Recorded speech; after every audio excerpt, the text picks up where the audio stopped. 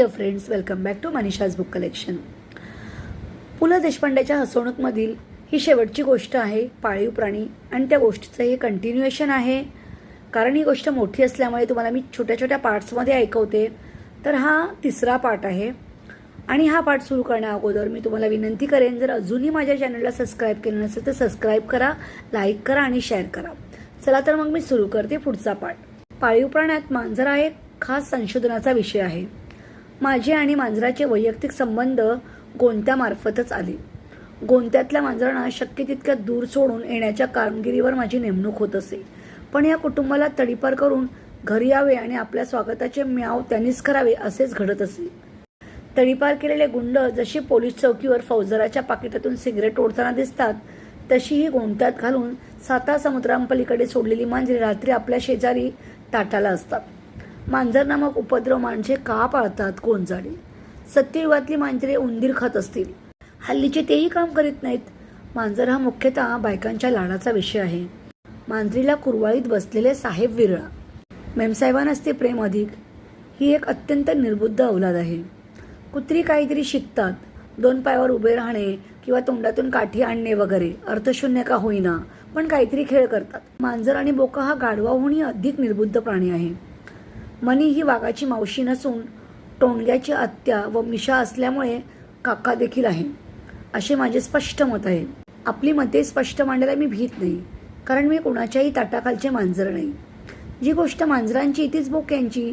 डांबीस हा शब्द लहानपणी प्रथम ऐकला त्यावेळी बोक्याला इंग्रजीत डांबीस असे म्हणतात असे मला उगीचच वाटत होते. पण इंग्रजीत डांबीस नावाचा शब्दच नाही आणि बोक्याला देखील मांजरासारखे कॅटच म्हणतात. हे कळल्यावर त्या भाषेच्या दौर्बल्याची कीव आली. बोका या 2 अक्षरी शब्दात या प्राणी विशेषाचे सम्यक दर्शन होते. सगळ्या मांजऱ्या एकेकाळी मणी होत्या आणि प्रत्येक बोका बंड्या असे. नावाची विल्हेवाट सोपी होती. घरच्या पर्यांचा कुत्रा मोत्या असे. चालाक असला तर टिप्या, गावठी खंड्या आणि शिकारी वाघ्या. कुत्र्याची नामावळी एवढ्याच आटपायची. मास्तर जमात जशी जोशी मास्तर, देशपांडे मास्तर आणि कुलकर्णी मास्तर एवढ्यात संपे, तसेच हेही होते. पण 5 फौजदारांपैकी 3 तावडे आणि 2 साळवी निघायचे. पाटलात सुभानराव भरपूर, तसेच बैलात ढवळ्या आणि पवळ्या या पलीकडचे नाव नसे. भटजीत भिकमभटांची संख्या फार मोठी. थोडक्यात म्हणजे नावे जावळासारखी आपोआप चिकटलेली असत. मंडळी बारशाच्या वेळी नावे शोधण्यात वेळ दवडत नसत. पुढच्या वर्षीच्या बारशाच्या तयारीला लागत. इंग्रजीचा अंमल चढू लागला आणि मौनी मावशीची केटी झाली, जेनी झाली. माझ्या ओळखीच्या एका इंग्रजी सूर्याबरोबरच अस्त पावलेल्या रावबहादुरांनी आपल्या बोक्याचे नाव अलेक्झांडर असे ठेवले होते. दोघेही सकाळी एकमेकांसमोर मिशा चाटीत बसायचे. हल्ली मांजरे उंदीर पकडत नाहीत, हे मी स्वानुभवावरून सांगतो. आमच्या घरी उंदीर झाले. गेल्या युद्धात रुझवेल्ट, चर्चिल आणि स्टॅलिन कुठेसे भेटले होते, त्याच सुमाराची गोष्ट आहे. घरात सर्वत्र उंदीर झाले होते. उंदरांच्या गोळ्या खाऊनही ते जिवंत राहत. रात्रंदिवस खुडखुड चाले. सापळे झाले, पिंजरे झाले, ओली पिंपे आणली. आता पिंपे ओली करायची की उंदीर ओले करून त्यात टाकायचे यावर घरात मतभेद होता. शेवटी नाईलाजाने मांजरी आणली. प्राणीपालनाविषयी आमच्या खानदानात कुणालाच फारशी असता नाही. शौकाने काहीतरी ठेवून असावे असे कुणाला कधी वाटले असल्याचा कुठेच पुरावा नाही. प्रस्तुत मांजरी ही केवळ विशिष्ट कामगिरीवर ठेवण्यात आली. परंतु ह्या मांजरीने घरातल्या दुधाशिवाय आपण होऊन साऱ्या दुसऱ्या कशालाही तोंड लावले नाही. घरात रिकामी घाट असती तर आमच्या उंदरांनी एखाद्या बोक्याच्या अध्यक्षतेखाली तिच्या गळ्यात समारंभपूर्वक बांधली असती, याची मला खात्री आहे. फार काय, समोरून 2-3 उंदीर चाल करून आले तर हीच पांघरुणात लपायची. हे म्हणजे नौसेना दलाच्या एखाद्या रिअर ॲडमिरलला मालवणच्या बंदरातला पाळाव लागून उलट्या होण्यापैकी आहे. पण आमच्या नशिबी असलेली मांजरी तशीच होती आणि पडाव लागण्याचा प्रकार भारतीय नौदलात अगदीच अशक्य आहे असे मानण्याचे कारण नाही. एके दिवशी मांजरीकडून कसलीच झटापट होत नाही हे पाहून ते उंदीर आल्या वाटेने हताश होऊन निघून गेले. पण मांजरी राहिली. तिला कुणीही कधीच जवळ केली नाही. पांगुणावरून तिला चेंडूसारखी उडवण्यात येत असे. शेवटी घरात दुर्लक्षलेल्या वयात आलेल्या मुली जे करतात तेच तिने केले. गल्लीतल्या एका मवाली बोक्याशी सूत जमवले. तिचा सारा दिवस आरशासमोर राहून अंगचाट, मिशा साफ कर, शेपूटच फेंदारून पहा असल्या गोष्टीत जाऊ लागला. पुढे पुढे तो निर्लज्ज बोका फारच बोकाळू लागला. रात्री खिडकीखाली येऊन आर्तस्वरात हाका मारीत असे. आमची खिडकी आणि समोरच्यांची ओसरी ह्यातून द्वंद्वगीते चालत. बाकी बोका आणि मांजरी यांचा प्रेमसंवाद हा जवळजवळ माणसांच्या बोलीत चालतो. मला तर बोक्याच्या स्वरातून माझ्या मनीचे हितगुज सारे अशासारखे शब्दही ऐकू येत. त्यावेळच्या मण्या फारशा गात नसत. त्यामुळे म्यावे कसे रे बोक्या सख्या म्हटल्यासारखे वाटे. हल्ली म्हणीच माझा होईल का बोका अशी आपणहून प्रस्तावना करते म्हणतात. ती काय बिचारी मुकी जनावरे भोवताली पाहतात, त्यातून घेतात एक एक. असो, पुढे बोक्याची म्यावंगी ते बंद झाली आणि आमच्या मनीची कुस धन्य झाली. तेव्हापासून प्रत्येकाच्या पांगणात एक ह्या दराने मांजरे वाढली. पंक्तीला प्रत्येकजण डाव्या हातात छडी घेऊन बसायला लागला. एका हाताने छडी आपटी आणि बंड्याच्या कृपेने फुललेल्या मनीच्या वंशाची पांगापांग करीत जेवणे उरकावी लागत. मोंट्यातून सोडा, बसमध्ये विसरून या, विरार लोकलमध्ये टाका, पुन्हा आपले जैसे थे. इकडे बंड्याही ऐके ना. शेवटी मांजरे घर सोडिनात म्हणून आम्ही सोडले आणि ही जात अशी कृतज्ञ की इतक्या वर्षाच्या खाल्ल्या अन्नाला स्मरून त्यातले एकही मांजर आम्हाला दाराशी देखील पोहोचवायला आले नाही. उलट सोहळ्यातल्या लोणच्या पापडाच्या बरण्या वगैरे बिराड बदलीतला शेवटला किमती ऐवज घेऊन विक्टोरियात बसलो. त्यावेळी कौलावर आमची मनी शेजारच्या बंड्या बोक्याच्या लाडात येऊन अंग चाटीत होती. मांजर माणसाला नाही, घराला झार्जिणी म्हणतात, ते खोटे नाही. असल्या दगडाविटात गुंतणाऱ्या प्राण्याला माणसे का पाळतात देव जाणे. मुंबई शहरात राहण्याच्या नशिबी गाई बैल कुठले. बिगारीत असताना तांबू तांबू ए घरी झाली आता सांज, हंबरते हे वासरू त्याला आधी पाज नावाची कविता असे. तीत एक तांबू नामक गाय येऊन गेली तेवढीच. तिथे देखील झाली आता सांजच्या पुढे त्याला आधी पाज म्हणून दुसऱ्या चरणातला यमक दोष सुधारल्याबद्दल दामले मास्तारनी माझ्या दोन्ही चरणावर गुराख्याच्या बळाने चिंचेचा फोक उठवला होता. बाकी दामले मास्तर सुद्धा एकबाणी रामासारखे एक फोकी होते. त्यांनी छडी, फुलपट्टी, थपडा वगैरे शस्त्रांतर कधीही केले नाही. ती तांबू गाय आठवणीचे वळ पायावर ठेवून गेली. दामले मास्तरी गेले आणि आता नव्या जमान्यातल्या मास्तरांचे गुरुजी होऊन त्यांनीच बिगार भरायला सुरुवात केल्यापासून त्या बिगारी यत्तेचीही आवश्यकता उरली नाही. कार्ट्यांचे शिशू झाले. क्वचित गोरक्षणवाले पोळ आणि चारावाल्या बाया पुराव्यासाठी म्हणून दारात गायी आणून गुदरीत. बैल फक्त नंदी बैलवाल्याने आणले तर दिसायचे. त्यामुळे संध्याकाळी गायी परततात, त्यांच्या गळ्यातल्या घंटा वाजतात, मग वासरे हंबरतात. गोठ्यात गावोगावच्या यशोदा माता त्यांची धार काढतात. ही केवळ ऐकीव आणि पुस्तकी माहिती होती. बरीच वर्ष धारही त्यांच्या शिंगांची काढीत असाव्यात अशी माझी समजूत होती.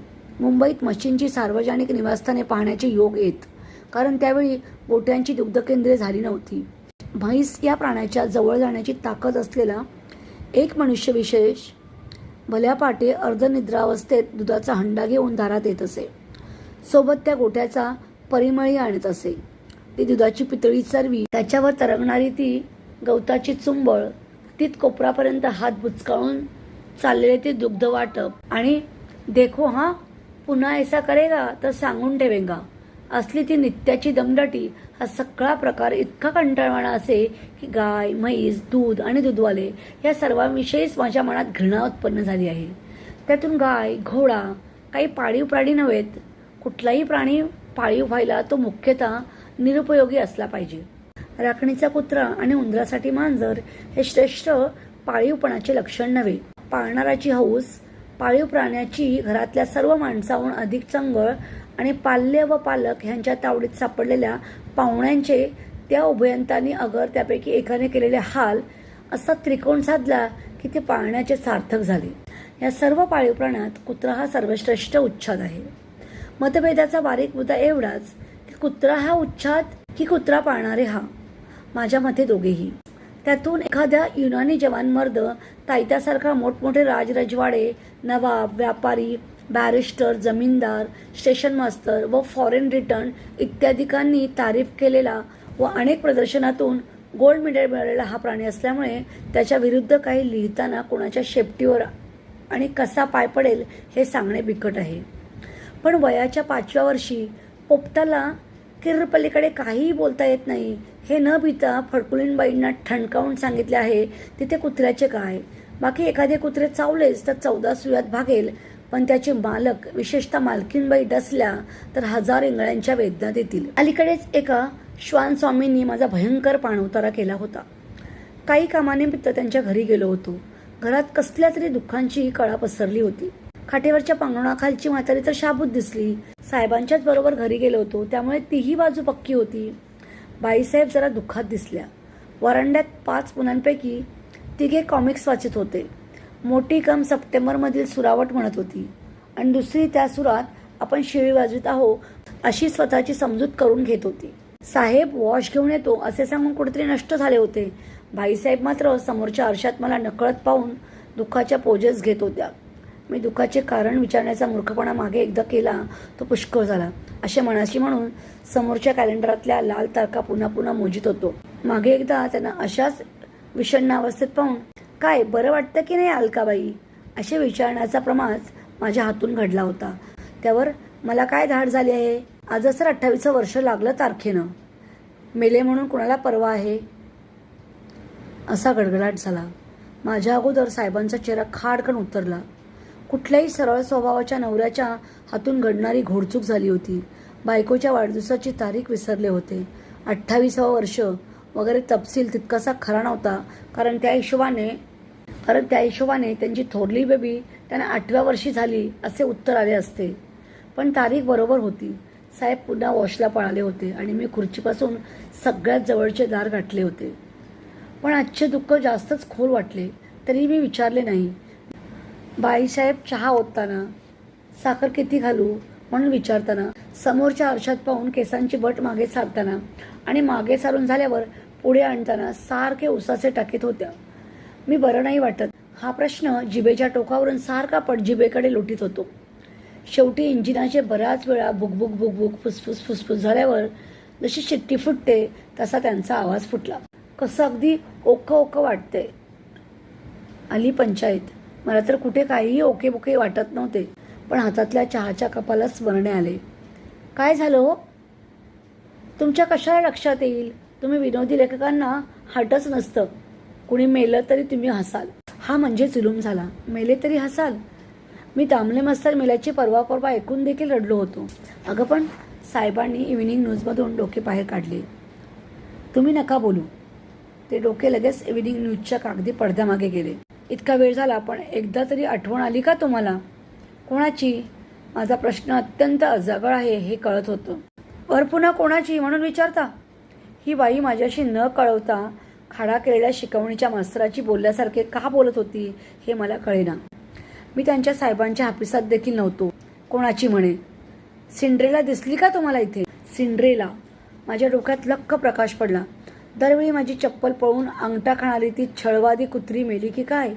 चेहऱ्यावरचा हर्ष लपवण्याचा इतका प्रयत्न श्वशुरगृहाची ज्येष्ठ मंडळी आमच्या गावी परतण्याच्या दिवशी देखील मला करावा लागत नाही. इथे तो आनंद अनावर होऊ पाहत होता. सारखी वॅक वॅक वॅक वॅक करून डोके उठवणारी ती सिंड्रेला नामक कुत्रीसारखी दिसणारी चेटकीण त्या कुठल्या ट्रकखाली आली असेल. त्या ट्रकवाल्याची दाढी जाऊन कुरवाळावी असे मला वाटू लागले. आज 2 दिवस झाले बिचारी हॉस्पिटलात आहे. हा शब्द तोंडून गेला आणि जिभेचा तुकडा पडेपर्यंत चावलो. पण शब्द गेला होता.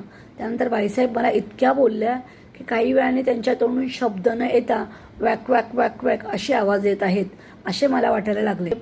हल्ली मी आणि साहेब मोहम्मद अली रोड, मांडवी, वडगादी वगैरे संशयातील भागात एकमेकांच्या चोरून गाठीबिटी घेतो. त्यांचे घर मला बंद आहे. कुणालाही न कळत कुत्र्याची विल्हेवाट कशी लावता येते याविषयी आमच्यात चर्चा चालू आहेत. पोपट, मांजर, काकाकुवा, फार काय उद्या एखाद्याने सहज गंमत म्हणून रेडा पाळला तरी चालेल, पण कुत्रा पाळणाऱ्यांचे आणि माझे जमणार नाही. पोपटवाले फार तर फडकुलींबाईसारखे, तो सगळं बोलतो म्हणतील. मांजरवाले ते मांजर प्रभादेवीच्या मासळी बाजारात सापडलेले असले तरी पर्शियन कॅट असल्याची थाप मारतील. रेडेवाला आपला रेडा देखील वेद म्हणतो असे सांगेल, पण कुत्रेवाल्यांचे कौतुक कुठल्या थराला जाईल ते सांगता येत नाही. असाच एक हृदयद्रावक प्रसंग आठवतो. अहो, खोटं वाटेल तुम्हाला, एकादशीच्या दिवशी पाव बिस्किट तर सोडाच, पण चहाला देखील हा शिवत नाही हो. काय म्हणता? सांगते काय मग. परवाचीच गोष्ट. ह्यांचं रेडिओत भाषण होतं परवाचं, ऐकलत का? छानच झालं. मध्ये थोडेसे खोकले, बाकी सुरेखच झालं. आवाज बरीक ओळखू येत नाही हो त्यांचा, पण ह्यानं कसा नेमका ओळखला? भाषण संपेपर्यंत हल्ला नाही जागचा. काय म्हणता? ते कशाला? परवाचीच गोष्ट, आमच्या बेबीचं पत्र आलं वॉशिंग्टनहून. हो, आमचे जावई हल्ली जर्मनीतून तिकडे गेलेत बदलून. फोटो नाही का पाहिलात? जर्मनीत काढला होता. वरच्या कोपऱ्यातले खांबांच्या मागे उभे आहेत ते जावई आमचे. पुढल्या रांगेत हे नेहरू. जावयांचा फोटो काढला त्या दिवशी तेही होते म्हणे तिथे. हो, तर काय सांगत होते? हो, बेबी आमची 2 महिन्याची वाळंतीण होती. जर्मनीत गेली तेव्हा. मुलगी झाली. आता पुन्हा बघायचं काय होतं ते. सप्टेंबरात तारीख दिली आहे. हो, तर सांगत काय होते, बेबीचं पत्र आणून टाकलं बघा पोस्टमननं. हा कुठून आला कोण जाणे. वरचा अमेरिकेचा स्टॅम्प पाहिला आणि थेट जाऊन उभा राहिला आतल्या खोलीत बेबीच्या फोटोपुढे शेफ्टी हलवीत. काय म्हणता? पदरचं का सांगते? परवाचीच गोष्ट. आतापर्यंत 40 एक परवाच्या गोष्टी झाल्या होत्या. सुमारे 1.5-2 तास मी काय म्हणता या पलीकडे काहीच म्हटले नव्हते. तेवढ्या अवधीत मला कुत्रा हा प्राणी त्याच्या मालकापेक्षा, मालकिणींपेक्षा आणि एकूणच जगातल्या सगळ्यांपेक्षा किती हुशार असतो हे कळले. हे सगळे ऐकल्यावर मालक कुत्री पाळतात की कुत्री मालकांना ठेवून असतात असा सवाल माझ्या मनात पैदा झाला आहे. घरात कुत्रा असूनही त्याविषयीची एकही कथा न सांगणारा मालक, विशेषतः मालकीण मला भेटायची आहे. राखणदार कुत्री पाळणारे धनगर जर वगळले तर इतर मंडळी कुत्रा हा केवळ नव्या गोष्टी रडायचे निमित्त म्हणून वापरीत असावे. माझ्या परिचयाच्या एका गृहस्थांचा कुत्रा फक्त शास्त्रीय संगीतच ऐकतो असा त्यांचा दावा आहे. सिनेमातली गाणी सुरू झाली की रेडिओवर जंप घेऊन ॲक्च्युली भुंकायला लागतो. त्याच्या मालकीणबाईंचं देखील I simply hate film music असे आहे. कुठल्याशा दिगंबर बुवांपुढे आठवड्यातले 3 दिवस बसून त्या केदार, हमीर वगैरे मातबर मंडळीची अखंड अब्रू काढीत असतात. समाज कल्याण, हँडीक्राफ्ट्स, बॅडमिंटन, रम्मी, स्लिमिंग, सिनेमे, आमचा शनिवार, गायन, बॉलरूम, डान्सिंगचे क्लास आणि ज्ञानेश्वरी सगळे एका आठवड्यात कोंबणाऱ्या ह्या शिष्या आणि दिगंबर बुवा ह्यांचा केदार हमीरांचा त्रिसाप्ताहिक आक्रोश ऐकूनही त्याच्या नेपोलियनला आयुष्यात कशावरही भुंकण्याची वासना तरी कशी राहते कोण जाणे. मी जर कुत्रा असतो तर त्या घरात मुके जनावर हेच नाव सार्थ करीत राहिलो असतो. बाकी ते नेपोलियन देखील नुसते भुंकतच असते. दुसरे एखादे स्वाभिमानी कुत्रे असते तर त्याने गुरुशिक्षापैकी एकाच्या तरी नरडीचा घोट घेतला असता. हे फक्त भुंकते. एकदा मात्र आशाळभूतपणाने हा नेपोलियन आपल्या खिडकीतून समोरच्या मल्होत्रांच्या खिडकीतल्या प्रिन्सेसकडे डोळ्यात केवळ कुत्रीच आणू शकतील इतके कारुण्य आणून बघत बसलेला मी पाहिला होता. काही वेळाने त्याच्या डोळ्यात ते अवघ्या अभाग्यांचे अश्रू इतके दाटले आणि जिभेची लांबी इतकी वाढली की हा लवकरच 14वी का चांद म्हणायला सुरुवात करतोय की काय असे मला वाटले. पण तो शास्त्रोक्त संगतीवाला कुत्रा असल्यामुळे जोगिया रागात पियाको मिलन की आसा म्हणाला असता. मी केल्यावर म्हणालाही असेल. हिंदी सिनेमातले नायक गायक झाले की त्यांचा मिनिटभर आधी नेमका असा चेहरा होतो. हा नेपोलियनमुळे लेबले पाहून रेकॉर्ड ओळखतो. तर मी आजचा भाग इथेच थांबवते. पुन्हा भेटूया ह्याच गोष्टीमध्ये पुढच्या भागात. तोपर्यंत स्टे ट्यून्ड.